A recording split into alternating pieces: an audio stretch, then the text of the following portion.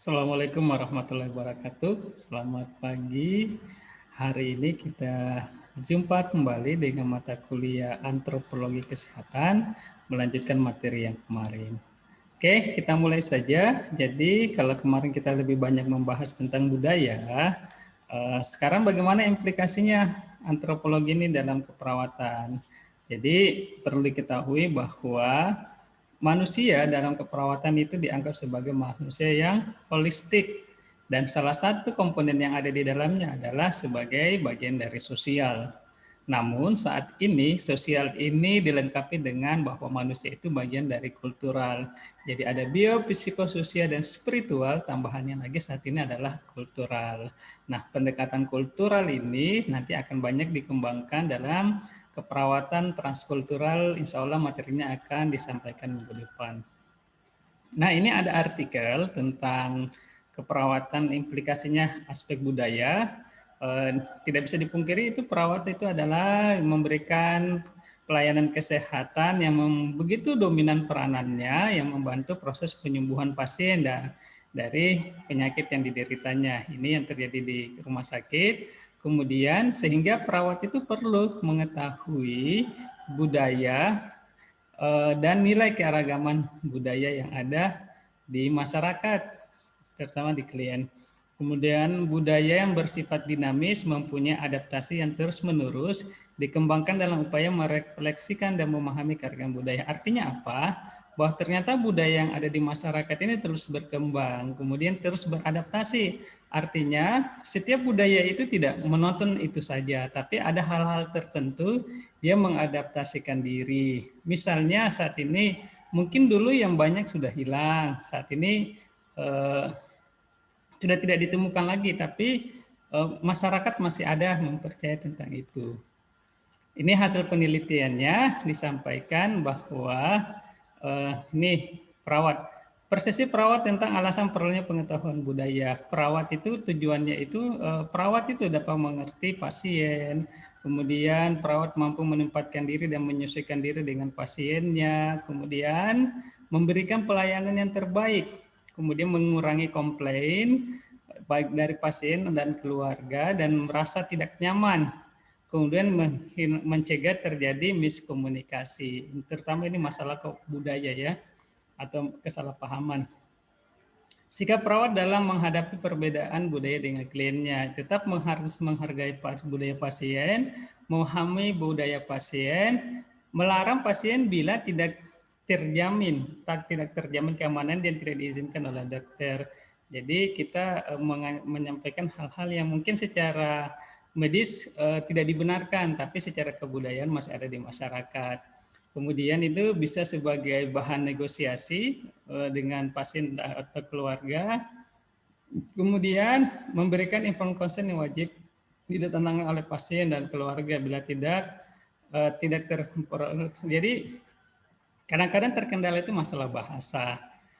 Jadi mau tidak mau seorang perawat dengan bahasa yang berbeda itu harus paham bagaimana untuk menjelaskan kepada pasien. Kemudian hambatan perawat berhubungan dengan perbedaan budaya itu lagi-lagi adalah masalah bahasa dan komunikasi.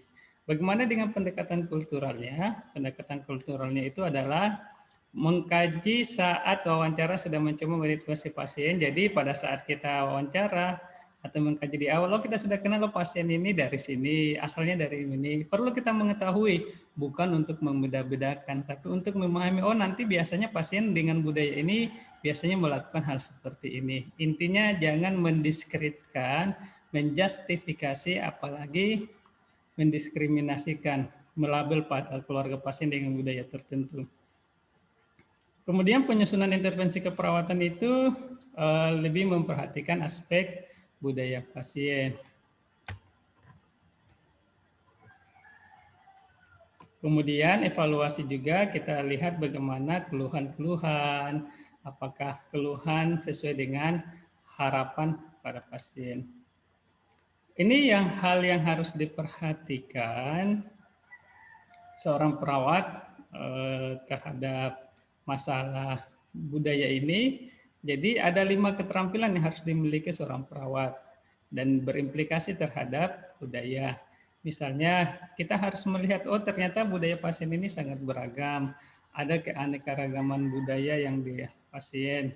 Kemudian mempunyai kapasitas untuk melakukan pengkajian budaya. Jadi kita harus paham, misalnya pasien datang dengan keluhan ini, misalnya ada pasien datang dengan keluhan demam.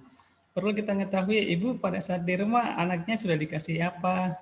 Saya dikasih bawang, di lumur ini, itu disampaikan, perlu ditahu. Karena jangan sampai ada kondisi-kondisi yang justru dapat memperparah kondisi pasien. Misalnya ada pasien stroke, ya, tiba-tiba pasiennya diberikan makan, karena kasihan, katanya sudah lemas. Padahal itu adalah gejala dari penyakit dan tidak diperbolehkan untuk diberikan makan dan minum. Kemudian mempunyai pengetahuan budaya yang sudah dilembagakan. Jadi kita harus tahu, oh ini tradisi-tradisi yang ada di masyarakat. Oh ini sudah disahkan. Misalnya salah satunya itu ada budaya Irau, Tengkayu ya, Irau yang ada di Tarakan itu, oh ini sudah disahkannya seperti apa. Atau misalnya dalam Islam misalnya ada budaya misalnya Maulidan.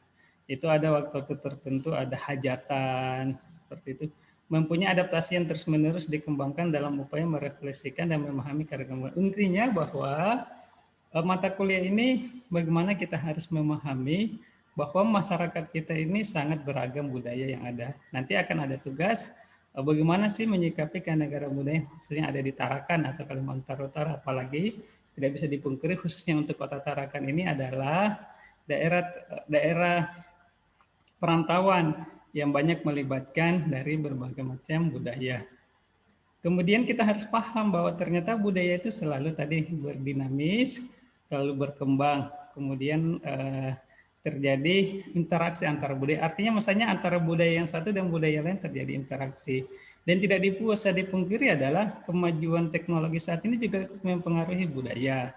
Misalnya anak-anak sekarang dengan penggunaan gadget, dengan penggunaan handphone, dengan penggunaan sosmed itu akan memberikan dampak terhadap dirinya. Salah satu budaya misalnya yang budaya mungkin yang harus diantisipasi adalah budaya update-update status, bikin-bikin story dimanapun, live, apa semua. Ini harus dipahami dan misalnya sudah bersinggungan dengan aturan yang ada, misalnya aturan di rumah sakit tidak boleh menggunakan handphone, itu perlu diingatkan. Seperti itu. Jadi bijak menggunakan smartphone. Bukan cuma smartphone-nya yang smart, tapi orangnya juga harus smart. Nah, apa yang biasa terjadi ketika praktik keperawatan ini tidak memperhatikan aspek budaya?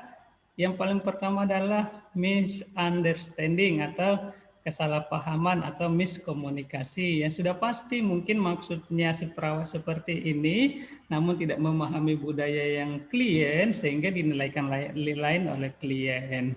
Salah satu contoh misalnya banyak budaya-budaya yang menganjurkan untuk sopan dan santun. Kalau misalnya perawatnya tidak menunjukkan sikap yang ramah, tidak menunjukkan sopan, itu langsung dilabeli sama keluarga pasien, oh perawat ini judes, oh perawat ini tidak peka. Tapi kalau sebaliknya, kalau kita menunjukkan hal-hal yang positif, malah kita akan mendapatkan pujian. Jadi harus diperhatikan ketika kita merawat, kemudian menghadapi pasien yang berbeda budaya dengan kita, harus kita tahu kita harus bersikapnya seperti apa. Intinya, no diskriminasi, no label, no judgment. Tidak boleh kita mendiskriminasikan, oh ini budayanya begini-begini, sehingga kita tidak mau melakukan perawatan yang baik.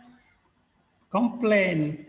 Nah, yang masalah kedua itu komplain. Jika misalnya ternyata keluarga pasien tidak mendapatkan pelayanan yang baik, maka bisa jadi keluarga pasien ini akan komplain, oh kenapa seperti ini pelayanan yang saya dapatkan. Mungkin bisa saja yang masukan perawat itu bagus, cuman karena diberikan secara tidak benar, dengan tidak cara baik, sehingga menimbulkan masalah bagi keluarga pasien. Jadi keluarga pasien merasa tidak puas. Nah apalagi ini kalau misalnya ini adalah rumah sakit yang bukan pemerintah. Nah, pelayanan ini menjadi hal yang utama karena apalagi yang untuk rumah sakit pemerintah, kalau misalnya nama juga rumah sakit pemerintah, nah, jadi memberikan pelayanan apa adanya, ini juga salah. Kita harus benar-benar memberikan pelayanan bahwa pasien itu harus mendapatkan prioritas dan pelayanan yang baik.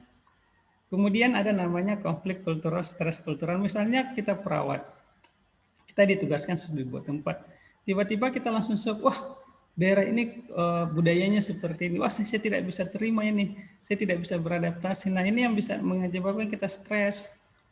Nah yang harus dilakukan adalah memahami, mempelajari budaya setempat dan jangan dipikirkan, maksudnya kan ada juga pasti di teman perawat itu yang budayanya akan sama. Artinya inti dari mata kuliah ini harus saling memahami dengan budaya yang berbeda karena kita di Indonesia memiliki beraneka-ragaman budaya, tidak hanya sesama perawat tetapi juga sama pasien. Oke, mungkin itu saja yang Bapak bisa sampaikan. Nanti akan ada tugas berkaitan dengan pendalaman materi ini. Bapak tutup, selamat pagi. Assalamualaikum warahmatullahi wabarakatuh.